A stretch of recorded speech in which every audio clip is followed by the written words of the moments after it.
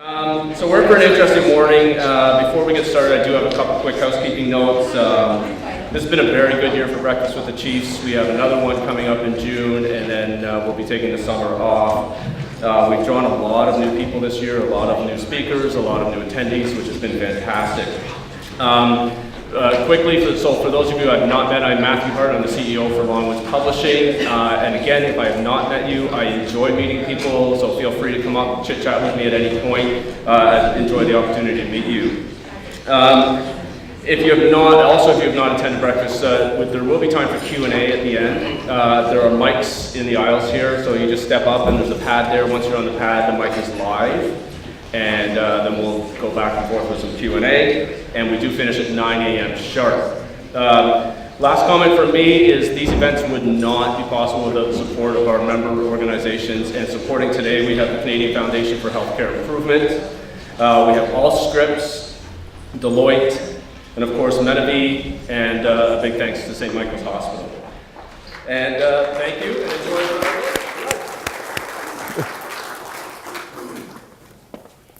Well, thank you very much. Good morning, everyone. How's everyone this morning? Great.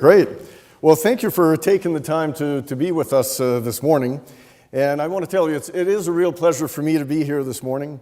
I want to take this opportunity to share some examples of how Medivie is contributing to reshaping healthcare services and delivery here in Ontario and across Canada. This morning, I'll share with you a little bit of information about who we are at Medivie. Then I'll talk about some of the obvious challenges that we face in healthcare service and delivery. And finally, I will highlight some of the specific innovative ideas and initiatives that we are implementing across Canada to improve healthcare services and delivery. The objective, of course, is always to improve the well-being of Canadians. So my name is Bernard Lord. I think you figured that out. I'm the Chief Executive Officer of Medivie. As you know, every single generation face some big challenges. And one of the big challenges that we face in our generation right now is how do we provide quick access to quality health care and for an aging population at a cost that we can all afford. And that is one of the big challenges of this generation. And there are significant trends and forces that will shape healthcare over the next decade. Forces like new technology, big data, direct mobile access, personalized drug treatments, consumer impatience. The fact that you have to be patient to be patient in Canada, I think that trend is going to end. People are becoming impatient. The now generation that are wealthier than ever before, they want services when they need them, and they want them right away. And this will lead to significant change. The question is, how do we adapt to these forces? How do we harness these forces and provide better care and benefits for families and patients and population health overall? And when I think of change, there's an old personal story that I like to share with everyone that highlights for me, on a real basis, how quickly things can change. Some of you may know or may not know, in a previous part of my life, I was an elected official. I was the Premier of the province of New Brunswick. And about 20 years ago, my wife and I, we had made a deal when I ran for office. We had two young children, Sébastien and Jasmine. And at the time, Sébastien was 4 years old and my daughter Jasmine was 3. And I would call home every day when I wasn't at home to stay in touch with my family. And one day I call home and my son was 4 at the time and he says hello. And I say, hey, Sébastien, comment ça va? I hear him put down the phone and says, Mom, it's Bernard Lord. So that made me realize how quickly things could change. All right, so let's move on to more serious things. Who are we? Well, today Medivie is a team of over 6,400 individuals from coast to coast. We are a health solutions partner to individuals, employers, organizations, and governments. And we are a not-for-profit organization. We don't have shareholders. We don't pay dividends to anyone. And across the country, we help people by taking care of their most fundamental needs, access to health care. And we've been doing this for 76 years. We are the largest Blue Cross plan in Canada. We are also the largest private provider of EMS services in Canada. we have physical operations in Ontario and in 7 other provinces, while we serve people in all provinces and all territories. Because we are a not-for-profit organization, we created a foundation. And the Medavie Health Foundation has 3 main causes that we support: child and youth mental health, combating type 2 diabetes, and supporting families and people with post-traumatic stress. Our mission at Medavie is quite simple. We exist for one reason and one reason only, and that is to improve the well-being of Canadians. And our vision is to be a health solutions partner. And every single word in that vision is important to us. We want to be leading. We're not followers. We always try to bring new ideas to the table. Solutions are key. It's not just about being the ones that identify the problems. We're there to fix the problems and make things better. And of course, we believe in partnerships. No one can do this alone. And when we think about what's happening across our country, healthcare continues to be debated in legislatures, its meeting rooms, dinner tables across the country. Is our system meeting the needs of all Canadians? Is it sustainable? How do we make it stronger and more efficient while ensuring it remains based on the values that we hold dear? I've heard some say that healthcare is in crisis, from access to family physicians to clinician recruitment, emergency room capacity to capital investments. Our healthcare continues to experience great challenges. These are all things that we know. Healthcare in Canada was built on the premise of providing acute care, a trip to the emergency room, a necessary surgery, or a once-in-a-lifetime crisis. But that has evolved. This is obviously important. However, the day-to-day management of primary care is just as, if not more important. Here's some facts that you probably know. But even though we know these things, I think it's always good to remind ourselves of this. According to Statistics Canada, in 2017, over 15% of Canadians aged 12 and older, or roughly close to just under 5 million people, reported that they did not have a regular health care provider they see or talk to when they need care or advice on their health. Close to 5 million Canadians. We have seen that Canadians are continuing to visit emergency departments and walk-in clinics for basic primary care. We know the effects this has, the increased strain on these services, which we know is unsustainable, and the fact this is not the best way to access continuity of care. According to CIHI, emergency department wait times continue to increase almost everywhere in Canada. The emergency department length of stay for people admitted to hospitals in 2016 and 17 was up 11% from the year before, and almost 17% from 5 years before.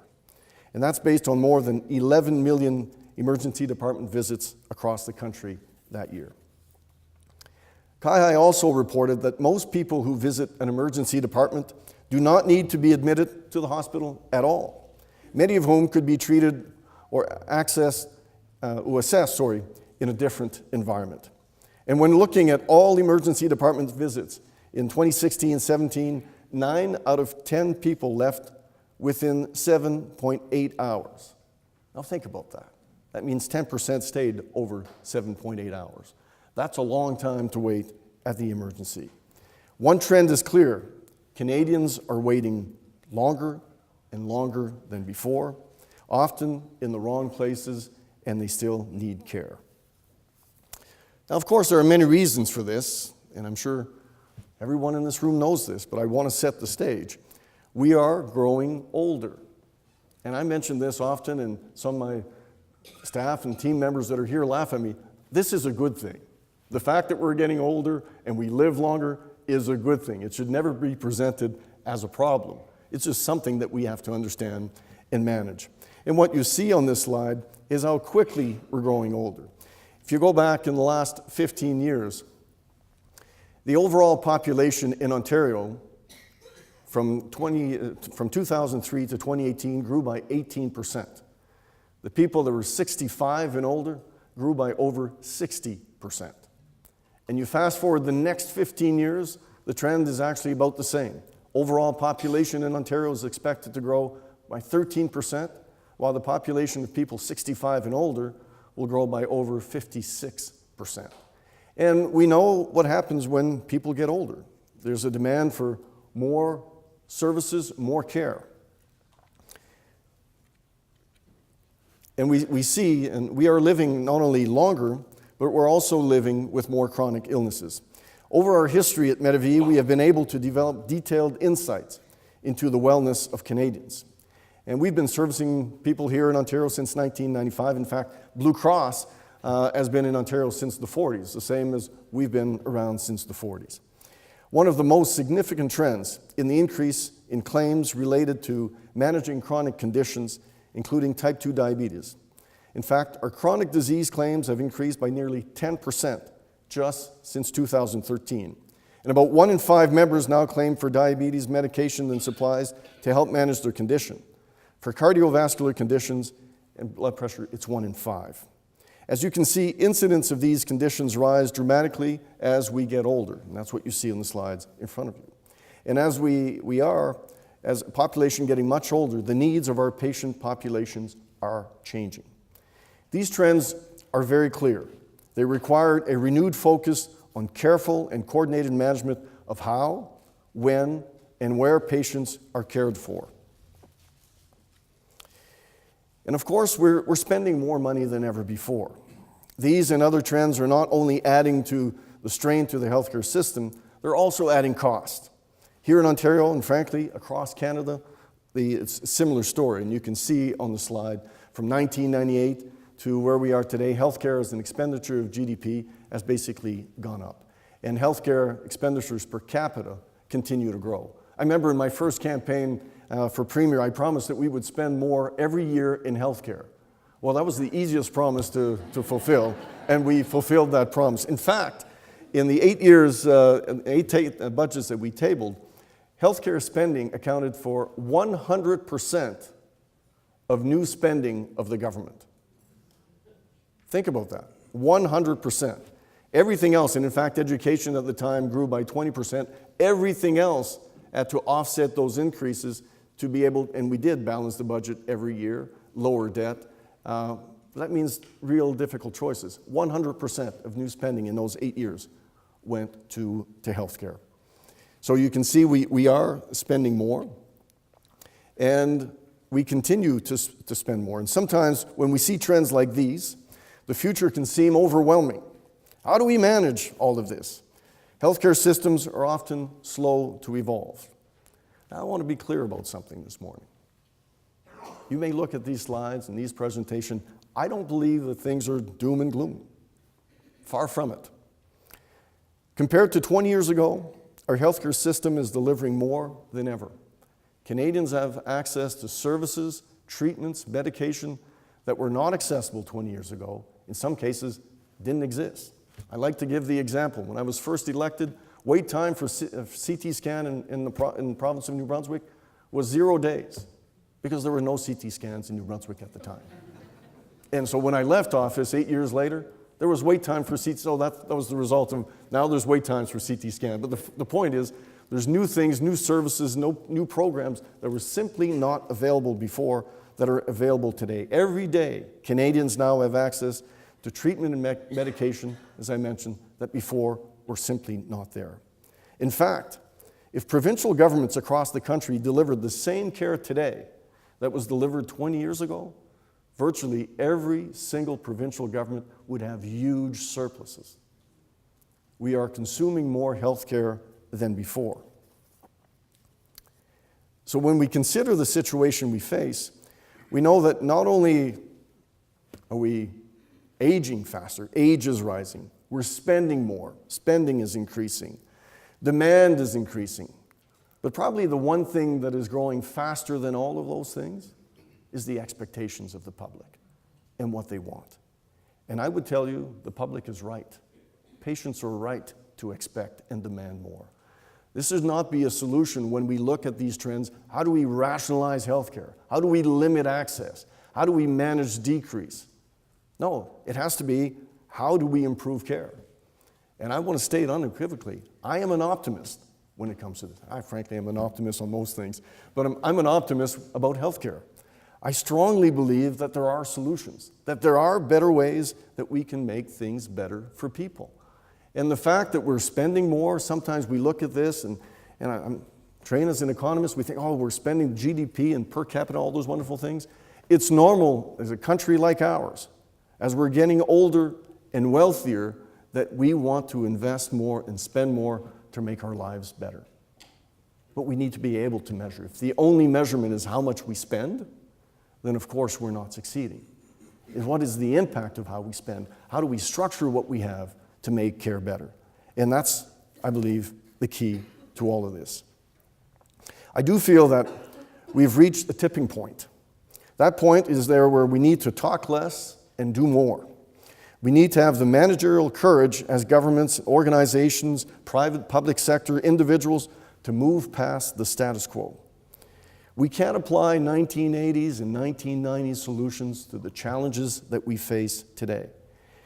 As I like to say, we can't drive forward by looking in the rearview mirror. We need to look ahead.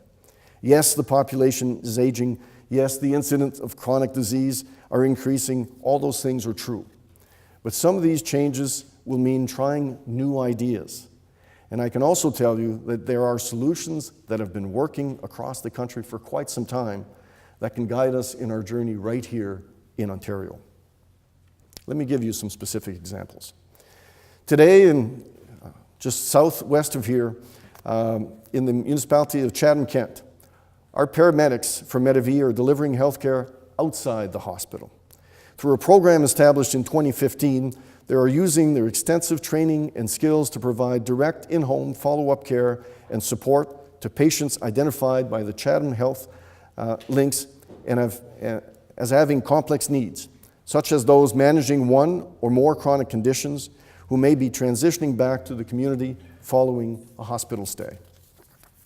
This kind of direct support for medical professionals helps ensure patients receive the continuity of care they need and reduces the risk of unnecessary visits to the emergency departments. Ultimately, programs like this are an important step in improving health outcomes while reducing wait times and costs to the system. The results are very promising. So far, we've seen admissions to local emergency departments from this complex patients cut by half. This is not a marginal improvement. It's not 2%, 3%. This is a reduction of 50%. And there are similar programs across Ontario. In Renfrew County, for instance, the county's community paramedic program sees paramedics using their skill sets to provide monitoring, education, and general primary care to patients during home visits to patients with complex medical issues or compromised mobility. Medavie managed programs across Nova Scotia are demonstrating the promise of paramedicine in our communities. The Extended Care Paramedic Program, which sees paramedic treat calls for medical services in seniors' homes rather than an emergency department, has resulted in 80% inpatient needs being addressed within the home and not requiring a trip to the emergency department. 80% reduction. Now think about this. I told you from the outset, we are the largest private provider of EMS services in Canada. The core of our business is actually transporting people. And we prefer not transporting them at all. We prefer providing the care where they are. And that's why we come up with these innovative solutions, because we see what patients are really asking for, and they want the care where they are. Of course, if there's a real emergency like a heart attack, we're more than happy and willing and capable of transporting these people to the care that they need. As a result from the paramedics providing palliative care at-home program, which provides paramedic support for pain and symptom management of palliative care patients, a 55% rate of successfully treating symptoms in the home so that emergency department visits are avoided. Now think, these patients at the end of life, they want to be cared for where they live. They don't want to be transported unnecessarily. And this is another very specific example of what we've done. And this program is also operating in Prince Edward Island. And it's been a national initiative endorsed by the Canadian Foundation for Healthcare Improvement and was successful and now can be expanded to other provinces across Canada. These are new programs that are already working right now to reduce strain on the healthcare systems by directing care into our homes and our communities. In Saskatoon, an innovative mobile health clinic has become a common sight in areas around the city. The Health Bus, a unique partnership with the Saskatchewan Health Authority and the Saskatchewan Ministry of Health, is staffed by a team of community paramedics and nurse practitioners focused on delivering primary care to vulnerable populations, including the homeless and new Canadians without a primary care doctor. The idea was brought to Saskatoon by two local paramedics after learning about a similar program in the UK. It is a unique example of how we can rethink how we can deliver healthcare. Operating 7 days a week in areas around the city, the Health Bus sees hundreds of patients every month, diverting care away from the emergency room into the community to those who are most vulnerable and who otherwise lack access to basic healthcare services. Another initiative, the Saskatoon Community Paramedic Project, sees advanced care paramedics coordinating ongoing care with the family and specialized physicians of at-risk patients. The intent is to ensure that they can have immediate access to healthcare in their homes and their communities. And in 1 year, the pilot helped treat close to 1,000 patients who otherwise may have needed to be transported to the hospital. Now, when you think of all these examples, there's a common thread here, of course. It's better for the patients. This is what the patients really want. It's better for the system because it eases the stress and the strain on the system. And of course, it actually costs less. These are true win-win-win solutions. Now, it may seem obvious. Why isn't it happening everywhere? Well, change is not always easy to implement. There's always some resistance to change. There's always someone that loves the status quo. And making those changes are important. Now, while these and many programs like them are working at different scales, they are coordinated through a larger healthcare networks. The recently announced intended consolidation of EMS systems in Ontario is an essential step in the right direction toward greater coordination of care right here in our province. We fully support this idea. This is something that we have seen before and something that works for the benefit of patients. Over 20 years ago, Medavie, in partnership with the province of Nova Scotia, merged 52 separate operations into a single, coordinated, province-wide system. Now, again, I won't pretend that it was easy, that it was automatic, that everybody cheered it on. But 20 years later, after successive governments, no one's ever thought of changing this because they realize once it's in place, it provides better care and better outcome for people. But this was at a time when ambulance services were no more than really transportation. Paramedics answered calls and drove patients to the hospital as quickly as they could. That was the job. The EMS model that was first started in Nova Scotia has since been completely adopted in Prince Edward Island and in New Brunswick. It has brought several benefits for patients and governments. It has transitioned EMS from a public safety service to a critical component of the broader healthcare system and created a platform for health system integration.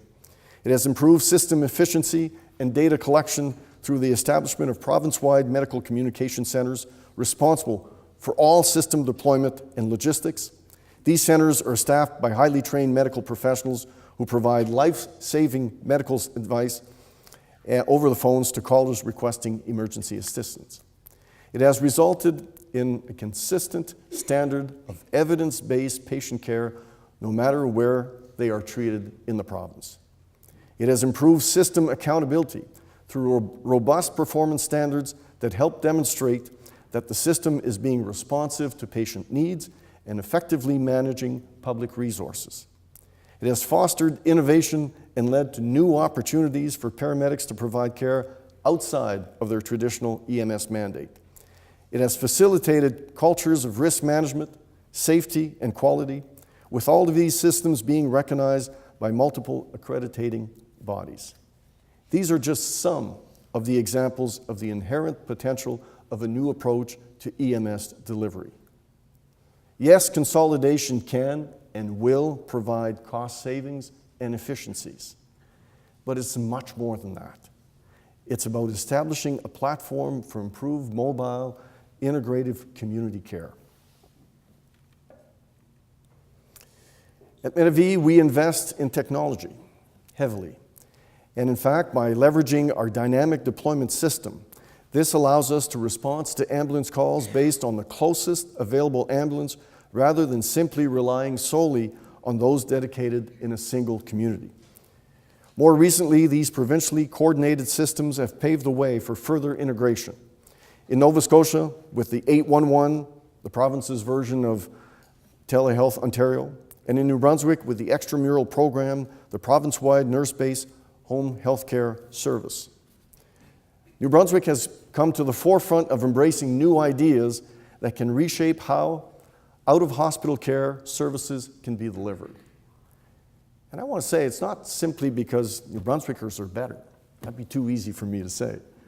It's really based out of necessity and need.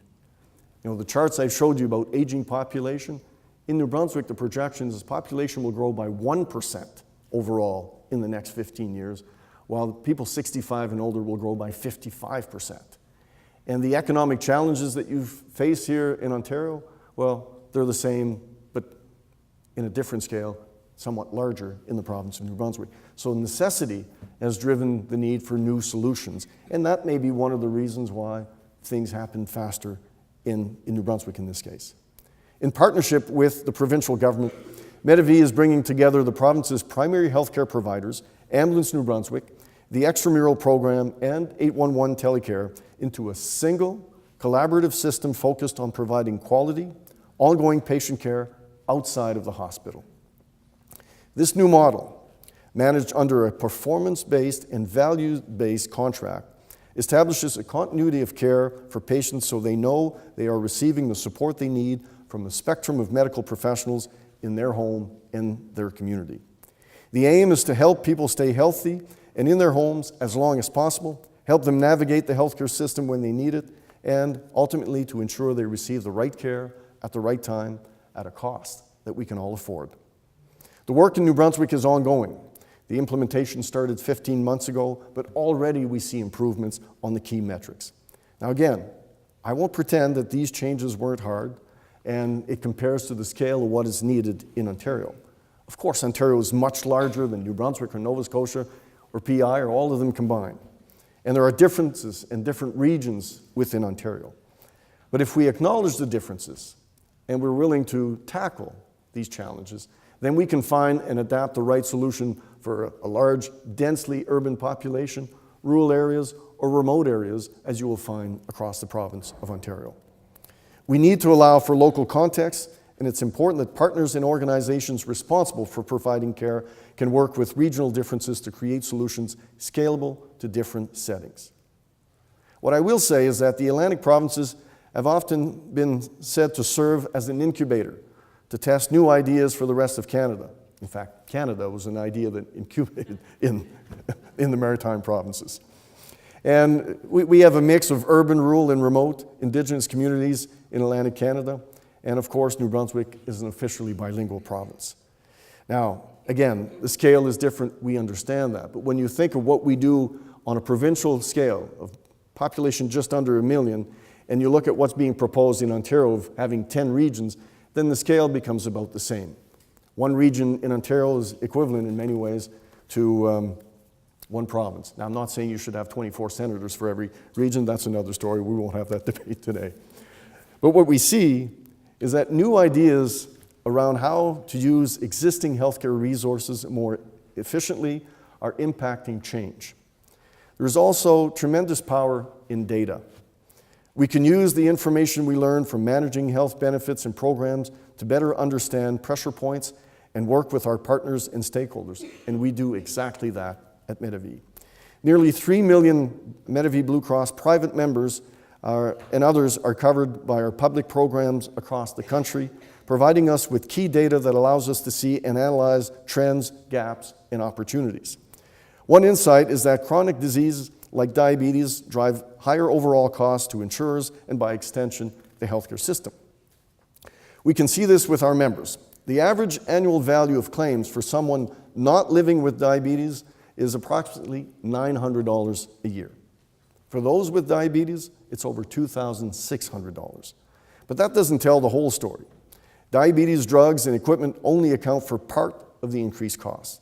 Those living with diabetes are more likely to suffer from other conditions that have an even bigger impact on costs and, more importantly, on the health of the individual. Identifying insights like these can help us make evidence-based choices when directing resources and investments towards healthcare. And partnerships that leverage the power of data can help ensure we achieve better health outcomes for Canadians. You don't need to look far to see the opioid crisis is having an impact on individuals, families, communities across the country. To solve part of this problem, Medavie is partnering with the province of Nova Scotia to deliver the Prescription Monitoring Program, a data-focused program unique in Canada with a mandate to promote safe prescribing practices. The program provides the province with profound insights into prescribing practices for controlled drugs, including a comprehensive picture of how controlled drugs are distributed and used in the province, and the ability to identify and report issues of concerns to regulatory bodies. Similarly, we have the privilege of partnering with Veterans Affairs Canada to administer benefits to veterans across the country. The data that we gather through this and other programs, coupled with our overall health benefits knowledge, allows us to advise our partners on emerging trends, enables continuous evolution of how their plans are designed. But it's not only new ideas that are having an impact on change. New technologies are helping people live better lives and improving patient outcomes. They can also save money. Enabling greater access to health information is a key step in helping Canadians take charge of their health and their well-being. Think of the possibilities of digital service options, the ability to register and renew coverage, apply for supplemental programs and pay for premiums, find a family doctor or other health professionals, access to telecare services, and the list goes on and on. These ideas are within our capacity to turn to reality today. We can help reduce hallway health care by providing even more alternative avenues to seek non-critical care, finding and booking clinics online, access to telemedicine, platforms, prevention tools, online self-care, and mental health resources. All of this is a reality. Many of these opportunities are in fact here today.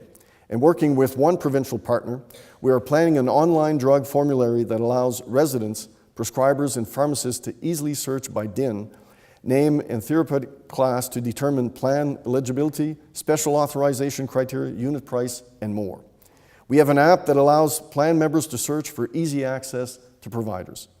These kinds of online, readily accessible health services provide better access to care and enable Canadians to better understand and take control of their own health. But the key to all of this is working together. Whether you work directly in the healthcare field, represent an employer who offers employee benefits as part of the total compensation package, or have personal experience dealing with one or more chronic conditions, access to appropriate care and the rising cost of healthcare are challenges we are all grappling with. And I don't believe anyone can solve this alone, or one organization, or one government, or one policy. Experienced organizations have a role to play. We can help out as partners with government and stakeholders across the field to develop and test innovative ideas. This is about empowering governments to work with partners who are specialists in these areas, who know what to do, how to do it, and ultimately help to strengthen the public health system. Frankly, I don't believe governments can do it all. And there are some key partners out there that want to help and want to support. And Medavie, we're one of those partners. And we've been partnering with governments for over 50 years. In fact, it's 50 years this year that we started our programs with the province of Nova Scotia. As I mentioned, in our case, we're a not-for-profit organization. And we know that partnerships can have a big impact in communities. Through our Medavie Health Foundation, we direct over 10% of our net earnings to support programs and initiatives in the three causes that I mentioned: youth and child mental health, type 2 diabetes, and post-traumatic stress. The work done by organizations that the foundation supports, like the Children's Aid Foundation, Jack.org, and the Covenant House, is helping to incubate new ideas that confront these challenges for the future and help those living with them today have access to the tools and information to deal with those conditions. As I mentioned, we've been a trusted partner with governments, we have partnerships with governments here in Ontario. We have partnerships with the federal government. We have partnerships with governments, 7 other provinces other than Ontario. And all of this we do by performing at a very high standard. And it's not just okay to be good. We believe we have to be extremely good, and we understand that we need to be accountable. And accountability is essential when you're spending public dollars. The public is entitled to know where the money goes and how it's spent and what they get in return. And we completely believe in this philosophy. In fact, in the contracts and the programs that we negotiate, that's what we want. We don't just want to be paid for the service. We actually want to be paid for the improvements and the metrics and moving the metrics in improving the well-being of Canadians. Now, with the ongoing efforts to end all-way healthcare and the recent budget announced, I'm encouraged that the province here is tackling these ongoing challenges in an effort to improve healthcare for Ontarians. Ending hallway healthcare will reduce wait times for people in urgent need of care. It will allow patients with dementia and their families, as an example, to receive a care plan from the right provider rather than the busy on-duty nurse in an emergency room. It will also allow palliative care patients to spend their last days in their home with their families, and others to manage their conditions with support and the confidence to know they're on a path to living well. I want to commend the province and the government for their leadership and their willingness to tackle health challenges head on. It's not easy to do. These steps have been taken in just 1 year are a clear statement of their intent. The decisions speak to the experience of all the professionals working with them. Clearly, what I'm saying is solutions are here. And when we combine innovative ideas with a clear sense of urgency to act and a desire to make things better, then we're willing to tackle these challenges and provide better outcomes. Change is not always easy. As I mentioned, status quo has a lot of friends and sometimes is well entrenched. But the fact is that when we look at our situation, just doing more of the same will not provide the outcomes that are needed. And that's why organizations like us, we've been focused on bringing innovative ideas and solutions and change since 1943. We were there when there was no Medicare to make sure people would have access to the care that they needed. And when Medicare came about, we adapted to make sure people would have the medication that they need. And then we adapted to provide governments with programs and technology so they could better administer the programs they have. And now we're innovating in improving paramedicine and bringing more services to the communities. All this to say, we're here to help. And before I take questions, I'd like to share with you a video that highlights the transformation that has taken place and some of those initiatives that I've talked about, and you'll see them in action in this video. Medivy exists for one reason: to improve the well-being of Canadians. We're tireless pursuers of the gaps in our healthcare system. We help fill them with people, with data, with new resources, and new ideas. Medivy Blue Cross understands health, with long-standing partnerships and insights into everything from common illnesses to prevention. We adapt and evolve to enable better care and help people live their best lives. Medivy Health Services is the on-the-ground expression of better healthcare in action, from paramedicine to home care. Our teams are delivering care outside the hospital to patients when and where they need it. And through the Medivy Health Foundation, we invest in community-based initiatives that address some of our most pressing physical and mental health challenges. As a not-for-profit health solutions partner, we aren't just hopeful about the future of healthcare in Canada, we work to improve it every day. So once again, thank you for being here this morning. I'm more than happy to take any questions. There are several senior members of the Medivy team that are here with me this morning. They're sitting in the front row, and they're also happy to answer your questions or have a conversation on some of the details of the initiatives that we're implementing here in Ontario and across the country. More than happy to take some questions.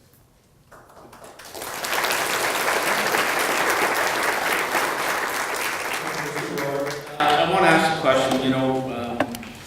Part of necessity, the eastern provinces have done what you've done there because you have limited resources. But in Ontario,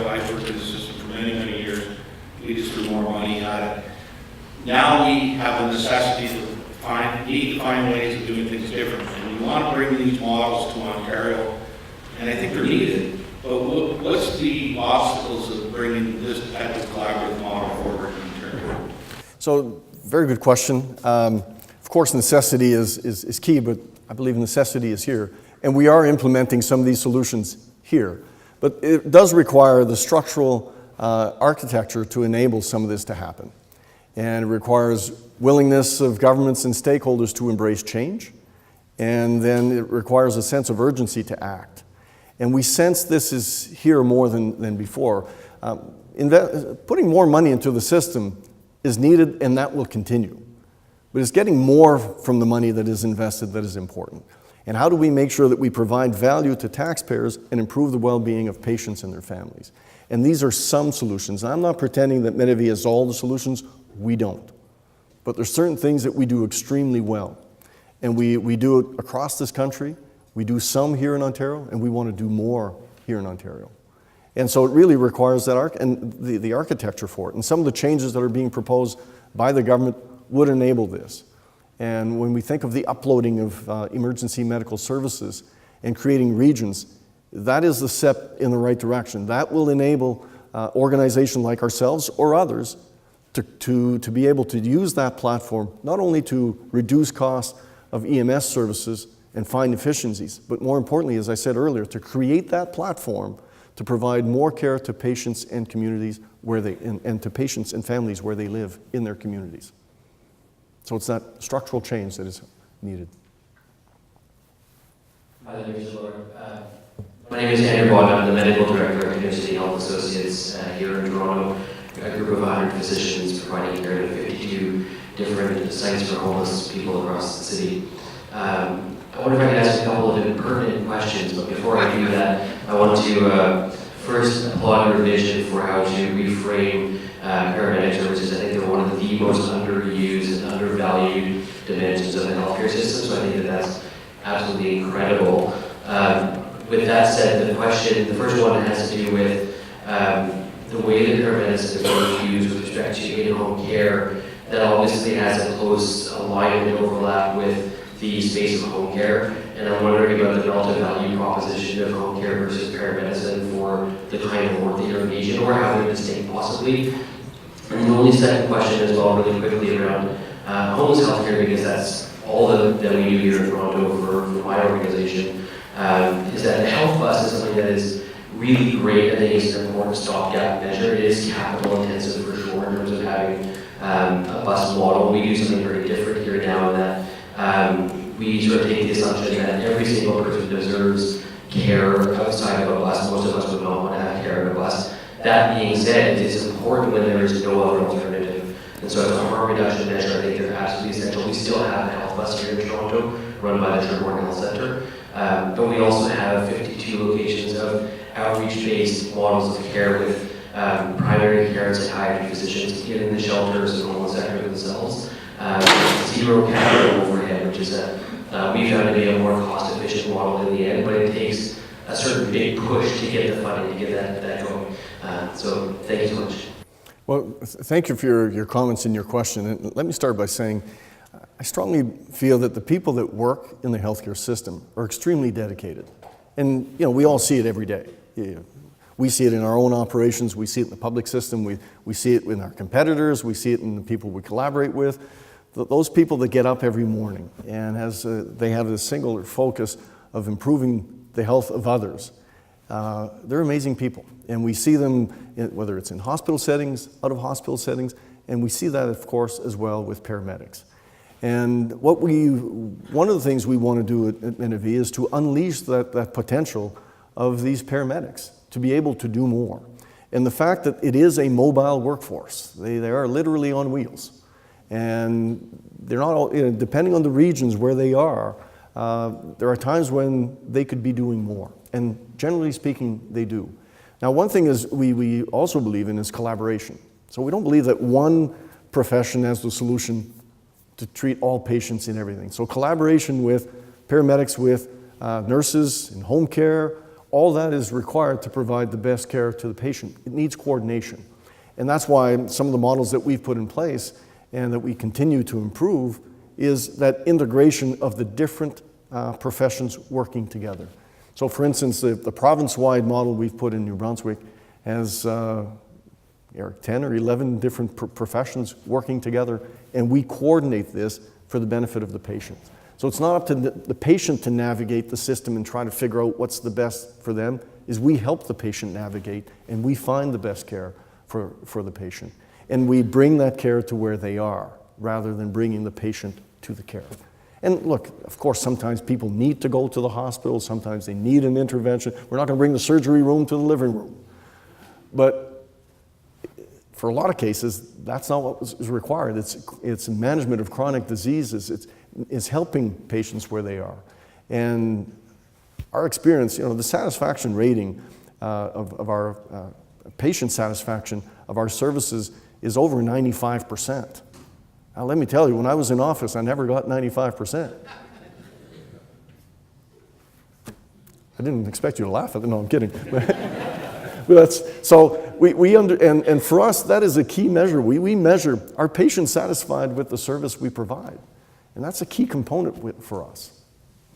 I hope it answers. Oh, sorry, and on the bus, I appreciate your comments on the health bus, that it's not the final solution or the only solution, but sometimes we do need those interim solutions, stopgap measures to deal with a problem that is growing.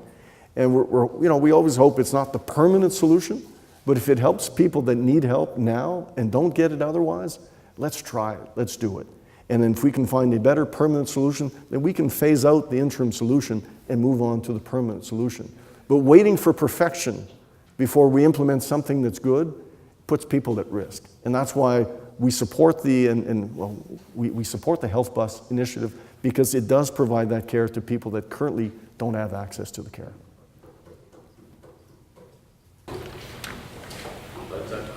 Hi, it's Janet Daglish with Bayshore Healthcare. I just want to thank you very much for your presentation this morning. We too have invested in some really innovative programs here in Ontario, focused, for example, on the Dublin region, where we work collaboratively on the palliative care program with EMS. So, we too have really seen some tremendous success from models such as that. One of the questions I have, though, is I haven't heard you mention a lot about primary care. And we recognize the benefit of having those warm handoffs across an integrated care team. How have you been able to successfully engage primary care and be more proactive in addressing some of these chronic conditions? I really appreciate the question, and perhaps I should have mentioned that in my remarks. And first, I want to say I completely agree that there are amazing things happening here as well.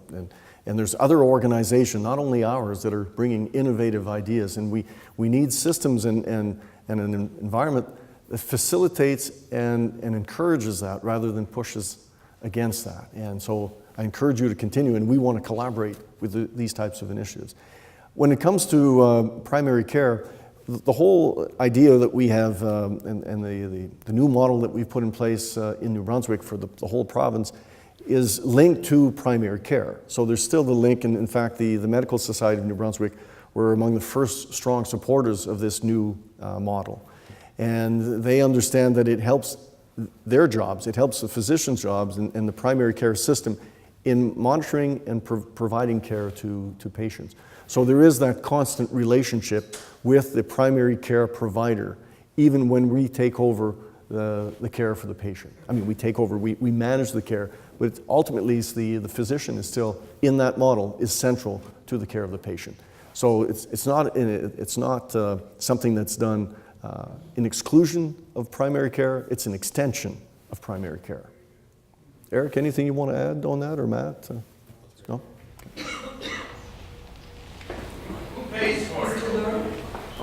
I'll get to that question in a second. Yes. Yes, thank you very much, Mr. Lord. Could you say a few words about your innovative financing model of gain sharing with government? Yes. In other words, you get greater efficiencies and you share the benefits of those greater efficiencies with government? Absolutely. That is central to most of our agreements with government.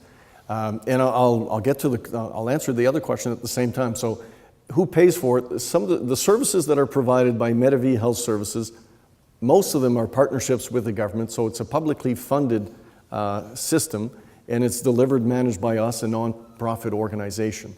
And in most cases, we have, so if we find efficiencies or innovations and we can meet the objectives or improve the objectives at a lower cost, then the savings are shared between the provincial government and ourselves. And this is a way that it really encourages innovative behavior that provides better value to taxpayers. And this way, and we're held accountable. For instance, Matt here has been going to public accounts in the province of New Brunswick for how many years now, Matt? Close to too many years, Matt would like to say. And in fact, we do this in most other places. There's no other service that will go to public accounts. So we understand the importance of accountability and transparency. So our model is based, so we have clear objectives we need to meet. In some cases, they're very clinical objectives. Some, for instance, how quickly we will get to a call, how quickly we bring them to the hospital, all those things. And if we can meet the metrics and also reduce costs, then their savings are shared. But if we don't meet key metrics, in some cases, including patient satisfaction, then there's a penalty. And I would tell you there should be a penalty. If we're hired and we're contracted to do certain things, let's make sure we deliver the objectives and the benefits to the patients and to our partners, in this case, to governments. Thank you. I hope that answers the question, who pays for this? Thank you. Thank you. Good morning. Thanks very much, Mr. Lord. I really enjoyed your presentation. My name is Lori Goodwill. I work at the Ontario Telemedicine Network and also from New Brunswick.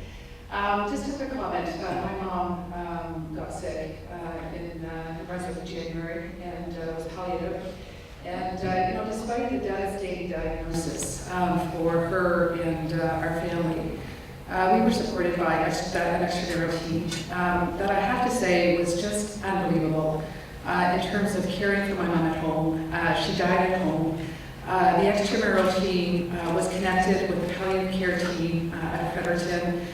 So my mom never had to leave her home. Also connected with her primary care provider who saw her in the home. So I commend you for that model and that integrated approach to care really, really makes a difference for patients and their families.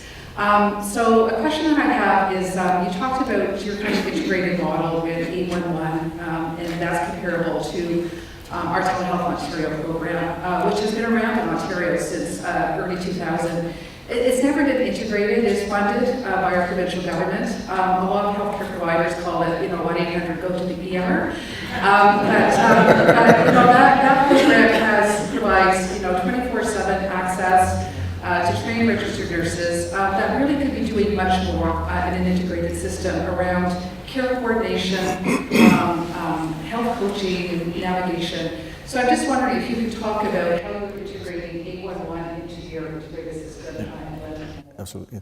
First, let me say thank you for sharing the story of your mother, and extremely pleased that she received the best care she could receive. And both my parents passed away just a few years ago, and we went through similar situations in our family. And when you live it, you understand how important it is. And the people that work for us, they don't only deliver the service, they live it with their families. And when we brought on board, it was close to 1,000 health professionals last year, which was significant for an organization which at the time had just under 6,000 people. We added an extra 1,000. And there was some concern of those health professionals coming to us. But I would tell you today, morale is probably higher than it was at the time. There was significant vacancies, and most of that have been filled. People realize the values, we share the values of the people that work. And the values are exactly what you described, is they want to provide the best care. And that's the reason we're there. The integration is important. The integration of the 811 with the 911, with the extramural care, it provides a platform so we can treat the patient and coordinate the care. There were circumstances in the past where someone would call 811 and then call 911, and they may have had a nurse that was planned to go and see them that afternoon. Now we know that. We know the patient. And we can provide, when the patient calls 811 or 911, or they have an appointment with extramural, we know if they've been touched or if they have appointments with the other services, and we can better coordinate the care, and we can make sure that they get the care that they receive by the best provider quickly. And that's not always an ambulance being sent to the home or transporting them to the emergency. So that integration is central, and that's why this model actually works. And that's how it provides better care for patients and it eases the stress in the system and lowers the cost. So we believe with the patients that are treated under the extramural program, within the first 3 years, we will reduce by at least 15% the number of visits to the emergency department. And after a year, we're already on track to meet those targets. And we, at the same time, will also increase by more than 15% the visits in the home. And we're just getting started. There's more things that we can do after this as people get more and more comfortable with the services, the integration, but also with technology. There should be more virtual visits. You don't even always need to have the person actually there. And we could have more multiple points of contact with patients on a regular basis at a lower cost. And when you see seniors FaceTiming with their grandchildren on their iPads, they're comfortable. Everyone's comfortable with technology. This is not 1992, when no one knew what the internet was. Everybody uses this. And so by embracing this technology, the platform that we're creating will enable us to do even more and provide better care and more multiple points of contact with the patient. But that only happens when there's integration. Otherwise, you have overlap and duplication. I hope it answers your question. Thank you.